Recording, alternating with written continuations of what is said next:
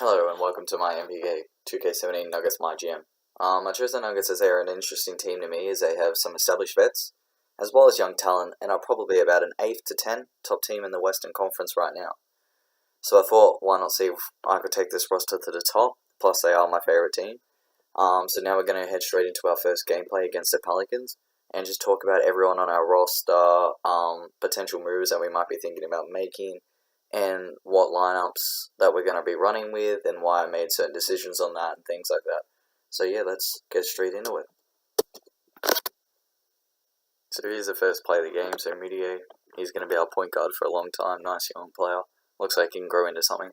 So I'm going to be running a lot of pick and rolls because Fareed's only a roll kind of guy. He obviously hasn't got that mid-range game yet. But as you can see here, first play of the game, Gary Harris is starting at shooting guard. And straight away you can see he's a perfect 3-and-D player. A lot of room to grow as he hits that 3. But now you're going to see the defense is a perfect example. Gary Harris steals it from the rookie, but he healed. And Fareed, he can't hit a mid-range, but he can definitely run up the floor and dunk it on you. Next play here, our perimeter defense sucks. We're going to need some more perimeter defenders because that was way too open. I mean, it's Tyreek Evans, but still, we want some more defense. And I chucked this play in here because we absolutely cheesed the CPU. We had no right to even get a dunk there. They should have stole the ball. But since they do that to us all the time, I figured, yeah, we cheese the CPU for once. Look at this, Fareed. He can't really post up, but when it's on Buddy Hield, it's easy. So I like more of that from Kenneth Fareed. As you see here, strip, that's why you don't leave Tyreek Evans the ball ever. Pelicans, please get rid of him. He knows it's not perimeter defense and he misses a shot. Still can't leave Anthony Davis that open. Gallinari, though, he's going to be our 6th man of the year. He's playing 6th man. I'm starting Wilson Chandler, as you see Gallo getting the 3-point play there, going coast to coast. So yeah, I just wanted that offense off the bench, and plus Gallo's defense is not the best. Here we go here.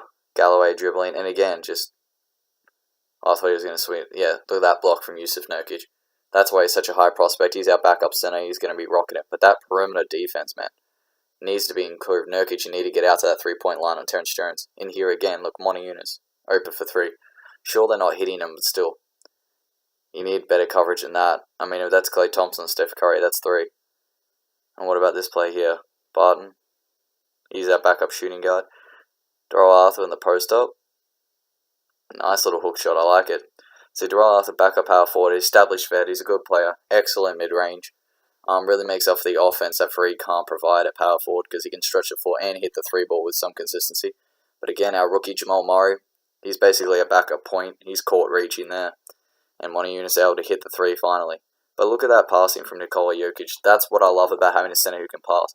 Makes Fareed cutting to the basket so much more valuable as a faster power forward than most. But look at that defense from Gallinari, man. That was probably my fault. I tried to trap with Fareed, leaving Monty Eunice open, but again, he can't hit it. So yeah, we're kind of smashing the Pelicans right now. Look at that, stripping Buddy Hield again. No problem, the rookie having a hard time. But look at Emmanuel Mudiay. His 3-point shooting isn't great, but in transition, pulls up, nothing but net, and also C-plus release. I'm still learning the releases, but again, look at his perimeter defense. Buddy Hield makes up for the fact that he just lost the ball earlier. That perimeter defense, we're going to need someone at that. I think a backup point guard who can play defense is where I want to go with this, because we really have 1 point guard, or 2, sorry, it's Jimmy Nelson, as well as Mudiay as he scores in the ISO. That wasn't the prettiest looking ISO, but I'm just lucky Anthony Davis didn't block it. Now look at Nurkic. He's not the most agile player, but he can definitely post up, especially on Terrence Jones, who's pretty low in the height department when it comes to Yusuf Nurkic being 7'1". Here we go, Will Barton. And we think Nurkic can only post up, but he's got an actually pretty sweet mid-range. It doesn't stretch much further than that, and don't expect him to hit the 3-ball. But yeah, third quarter, Mudiay dribbling up the court in transition. That's what I mean. If that was a power forward who could shoot the 3, if that was Kevin Love, he shot that 3 and that's in. I mean, sure, Kenneth Fareed posts up on AD and gets to the line. That's really not the same thing. So as Kenneth knocks in the free throw, this play is god tier by the Pelicans. Like, how are you supposed to defend this? Ready? Look at this pass from Drew Holiday to Ajinça, and look at that finish. How do you stop that? Like, that is impossible. Like, I had to pause the game. I was like, what happened after that? Like, how do you stop that pass? It was that fast. I think that rhymed. No, it didn't. Anyway, we're moving along here. Sorry about that. Mudiay. He can also find a mid-range Jokic. So both centers can shoot the mid. That's very important. At least we have some spacing on the floor at all times.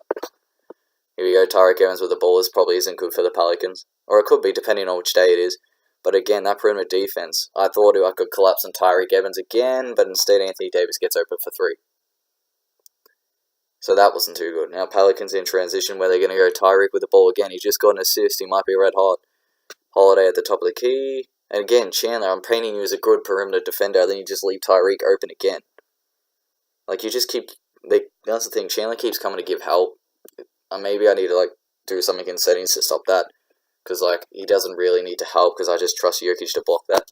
So, anyway, I have no quarter 4 footage as I didn't actually record it. But we're just going to go straight into a simulation of the next couple games we've got. Now, I was pleasantly surprised with this simulation. Our team, we might actually be too good, as we see here. Beat the Raptors. Beat the Pistons by 1. Oh, just going to deal with Will Barton here wants to become a starter. Yeah, look, Gary Harris, your defense is way better than Will Barton's. So is Barton. Gallinari, mate, we just need you as that 6th man. I know you're probably better player than Wilson Chandler, but we need you as that 6th man. Because Chandler can't do it because he's got no offense.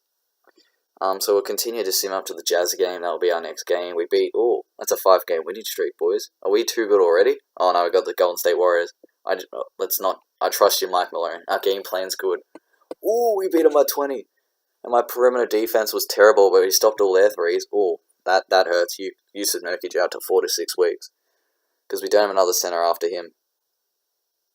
So I guess the minutes are going to have to go to Hernan Gomez. So yeah, we're going to give the minutes to Hernan Gomez.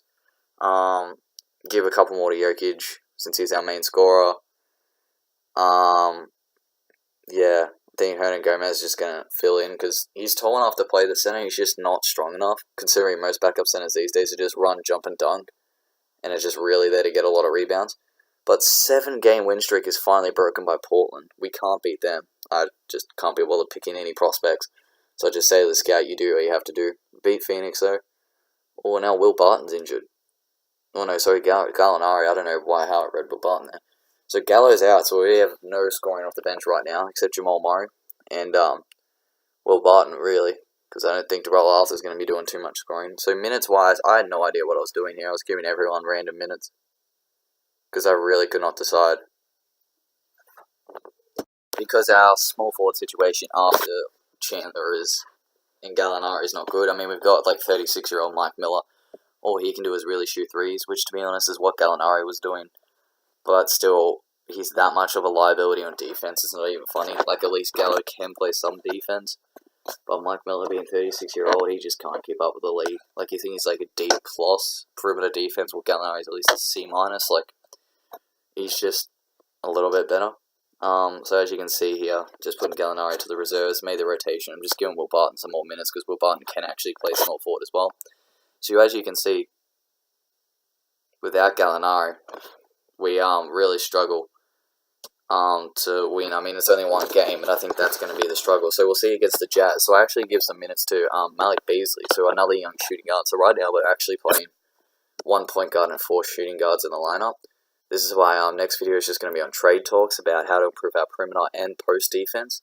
Which, as you're going to see from the team stats I'll put up next video, we are pretty low in kind of both areas. So yeah, thanks for watching, and episode 2 will be coming up shortly.